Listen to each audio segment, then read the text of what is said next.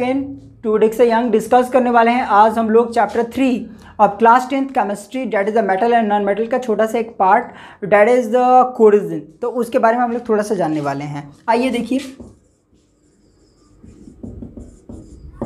Okay, अब देखो ये होता क्या चीज़ है, पहले राइट डाउन करेंगे फिर इसके बाद में और बेहतर तरीके से समझते हैं क्या चीज़ है ये। तो it is a natural process, natural process by which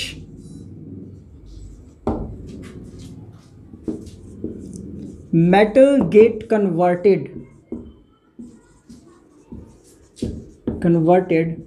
into its more stable form as oxide, sulphide और हाइड्रोक्साइड। तो ये अपनी बहुत ही जो केमिकली स्टेबल फॉर्म होता है उसमें ये चला जाता है, उसको हम लोग कोरिजन बोलते हैं। थोड़ा सा हार्ड लैंग्वेज हो गया है तो सिंपल वर्ड में भी इसको हम लोग देख लेते हैं। तो इन सिंपल, देखो इन सिंपल वर्ड्स हम लोग क्या बोल सकते हैं, इन सिंपल वर्ड्स हम लोग कह सकते हैं कि ये जो है corrosion is a natural process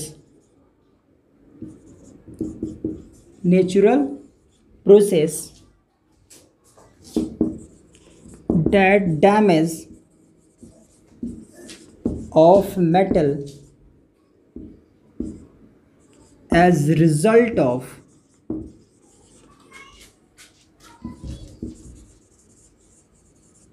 chemical reaction between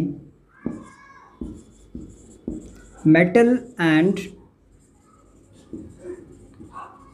environment। जो इन्वायरमेंट कंडीशन होता है अगल बगल का चारों तरफ का, उसमें जो एयर मॉलिक्यूल्स होते हैं उससे मिलकर के मेटल जो होता है वो रिएक्शन करता है, और वो रिएक्शन करने के कारण इसका जो सरफेस होता है वो डैमेज हो जाता है। और ये जो डैमेजिंग ऑफ जो लेवल ऑफ जो ऊपर का लेयर होता है जो मेटल का, वो जो डैमेज होता है, उसी डैमेज का जो फिनोमेना है, जो घटना है, उसको हम लोग बोलते हैं दिस कोरिजन। ठीक है, तो आगे बढ़ते हैं और समझते हैं इसमें कि हम लोग इसको प्रिवेंट कैसे करें। क्योंकि अगर देखो कोई मेटल है जो कि कॉस्टली है, जैसे आयरन है, अगर उसके ऊपर में ये खराब हो जाएगा तो फिर उसकी तो कॉस्ट जो है वो लगातार कम होती रहेगी। जैसे इसका एग्जांपल आप ले लो, एग्जांपल में देखो रस्टिंग ऑफ आयरन हो सकता है इसमें। ठीक है, formation of green layer on silver. तो ये सारी इसकी कमियां हैं, ग्रीन लेयर बन जाएगा उसके सिल्वर के ऊपर में। तो ये इन सब के कारण उसका जो कॉस्ट होता है वो कम होता है, मेटल भी जो है वो भी बर्बाद हो जाता है, कॉस्टली मेटल्स जो होंगे वो बर्बाद हो जाते हैं। तो इससे बचने के लिए हम लोग कुछ उपाय करते हैं।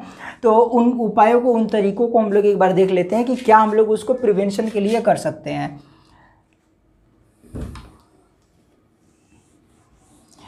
ये चीज आप लोग अच्छे से समझे। It is the natural process that get converted into its the more stable form.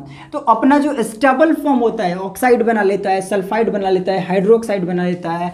और जितना लेयर जो है, जैसे मान लो ये आयरन का लेयर है और ये आयरन ये Fe है और ये ऑक्सीजन से रिएक्ट कर दिया तो ऑक्साइड्स निर्माण कर लेगा, Fe2O3 निर्माण कर लेगा ऊपर में। तो जो मेटल का सरफेस हुआ, जितनी दूरी तक से इसने ये निर्माण किया Fe2O3 का, वहाँ पर तो फिर मेटल की जो प्रॉपर्टी हुई वो तो उससे डिफरेंट हो गया ना। मेटल की प्रॉपर्टी कुछ, जैसे Fe की प्रॉपर्टी कुछ और है और Fe2O3 की प्रॉपर्टी कुछ और है। तो यहाँ पर जितना आयरन इसका समाप्त हुआ, जितना आयरन कोरोड हुआ है, उसका नेचर तो डिफरेंट हो गया, तो आयरन की क्वालिटी खत्म हो गई वहाँ पर। तो ये यही बताया जा रहा है आपको कि ये ऑक्साइड्स बना लेता, सल्फाइड्स बना लेता या फिर हाइड्रोक्साइड का यहाँ पर निर्माण कर लेगा, जिसके कारण से वो जो ऊपर का जो लेयर होगा वो मेटल की प्रॉपर्टी को खो देता है। ठीक है, तो ये चीज़ें हैं। तो बढ़ते हैं आगे और इसका जो है वो प्रिवेंशन उसको हम लोग थोड़ा देख लेते हैं, क्या कैसे हम लोग प्रिवेंट करेंगे इस तरह की प्रॉब्लम से, बचेंगे कैसे।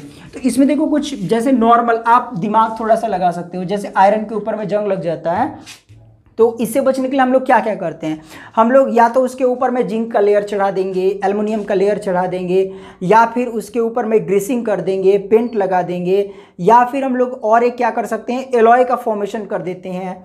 तो ये यही सारे प्रिवेंशन के तरीके हैं जिसको थोड़ा सा हम लोग राइट डाउन करेंगे, थोड़ा सा उसको डिटेल से समझेंगे और कुछ खास नहीं है। और इन सबको करने के पीछे मकसद क्या है, तो इन सबको करने के पीछे में सिंपल से ये मकसद है कि जो कॉन्टेक्ट टू द इन्वायरमेंट है, जो contact between the environment and the metal है, उसको हम लोग को ब्रेक डाउन करना है। मतलब अगर ये चीज़ है और ये चीज़ है, दोनों अगर है और इसमें ये कॉन्टेक्ट नहीं हो पाए तो फिर इन दोनों के बीच में रिएक्शन ही नहीं होगा। तो this is the simple process. तो आओ देखो अब इसमें जो है उसके हम लोग देख लेते हैं method of prevention. Prevention of, ठीक है, चलिए तो पहला हमारा क्या होगा, गैल्वेनाइजेशन। गैल्वेनाइजेशन तो इसमें क्या है, it is the process, it is process in which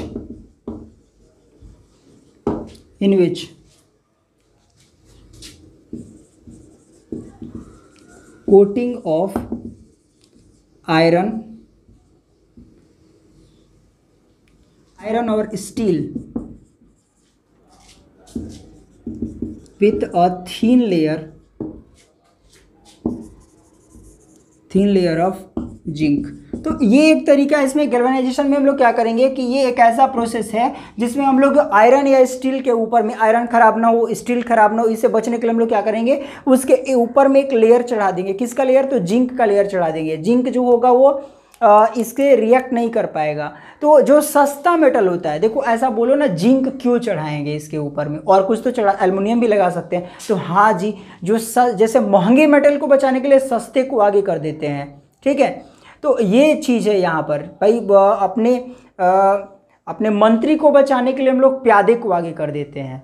कभी कभार ऐसा करते हैं ना चेस वाले गेम में। तो सेम वही कंडीशन है कि हम लोग जो है वो जो मेटल है हमारा, उसको ओरिजिनल मेटल जो है, जो कॉस्टली मेटल है, उसको बचाने के लिए जो लोअर क्वालिटी जो सस्ता मेटल होता है उसकी एक लेयरिंग कर देते हैं, या फिर ऐसा मेटल का लेयर करते हैं जो ऑक्सीजन से रिएक्ट करके वहाँ पर ऑक्साइड्स बना ले और वहीं पर वो शाइनिंग करे। जैसे एनोडाइजिंग वाले प्रोसेस में होता है, हम लोग एल्युमिनियम से उसको, एल्युमिनियम का जब लेयर चढ़ाते हैं तो एल्युमिनियम का ऊपर का सरफेस वो सिर्फ रिएक्ट करता है और वो और साइन करता है उसको, वो जो अंदर जो मेटल है उसके ऊपर में इसका प्रभाव नहीं पड़ता है। आगे चीज़ है, आगे देखते हैं और क्या कर सकते हैं इसमें हम लोग। अगला जो प्रोसेस होगा alloying.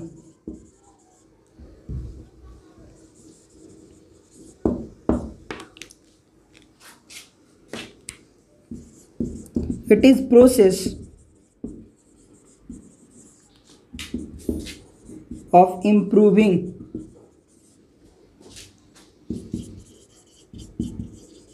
properties of metal by mixing with another metal or non-metal। Okay तो किसी दूसरे मेटल या नॉन मेटल से इसको मिला देते हैं, इसकी प्रॉपर्टीज़ को अलग कर देते हैं।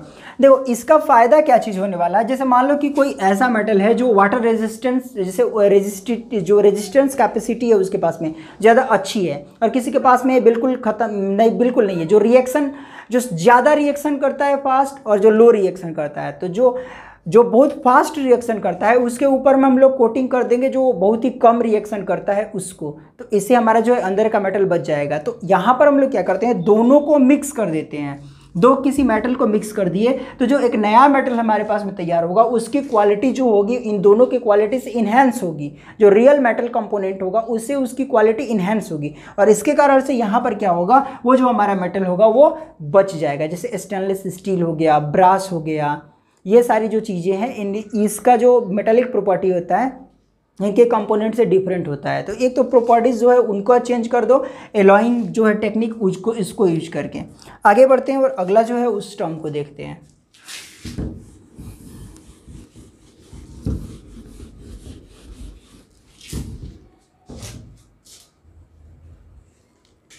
आगे है आपका painting.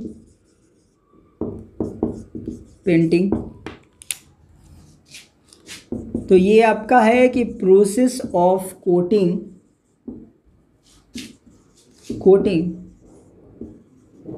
With metal with paint that prevent reaction with metal directly। Okay, आपका ये एक चीज हो जाएगा। ऑयलिंग और greasing,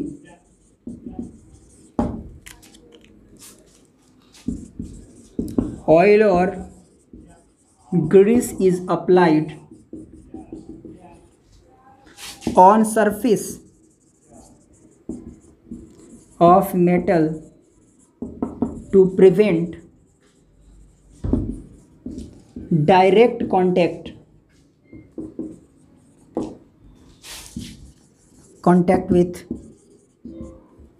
with air and moisture to metal. Okay, तो मेटल टू, ठीक है। तो यहाँ पर जो है एयर और मॉइस्चर से डायरेक्ट कांटेक्ट से बचाने के लिए सारे काम एक ही काम करते हैं, एयर और मॉइस्चर के कांटेक्ट से बचाते हैं, ठीक है। तो प्रिवेंट क्या करेंगे, एयर और जो मॉइस्चर है उसके कांटेक्ट से, डायरेक्ट कांटेक्ट से बचाएंगे ऑयल या ग्रीसिंग या पेंटिंग या फिर आपका जो मेथड था गैल्वेनाइजेशन का, वो सारे काम एक ही करते हैं कि एयर और मॉइस्चर का जो कांटेक्ट होगा मेटल से उससे उसको बचाते हैं। अच्छा, एक मेथड और है उसको भी हम लोग जान लेते हैं, टिन और क्रोमियम प्लेटिंग। टिन और क्रोमियम प्लेटिंग, ठीक है। तो यहाँ भी वही मेथड काम करेगा। The tin and the chromium plating is use to prevent the direct contact of the metal to the surrounding environment से बचने के लिए हम लोग जो है इसका उपयोग करते हैं, इसकी प्लेटिंग करते हैं। और किस तरह से प्लेटिंग करते हैं ये थोड़ी देर पहले आप लोग को बताए हुए हैं। कैसे प्लेटिंग करेंगे, जो पिछला लेक्चर वीडियो था उसमें हमने बताया हुआ था। टिन और क्रोमियम प्लेटिंग करना है तो इलेक्ट्रोलाइटिक जो प्रोसेस है उसको हम लोग उपयोग कर लेते हैं, इलेक्ट्रोकेमिकल प्रोसेस। उससे हम लोग जाकर के इसका इलेक्ट्रोलाइटिक जो कोटिंग होता है उसको हम लोग कर लेते हैं। आज जो है मेरे साथ जुड़ने के लिए आप सबका धन्यवाद। फिर मिलेंगे नेक्स्ट वीडियो में।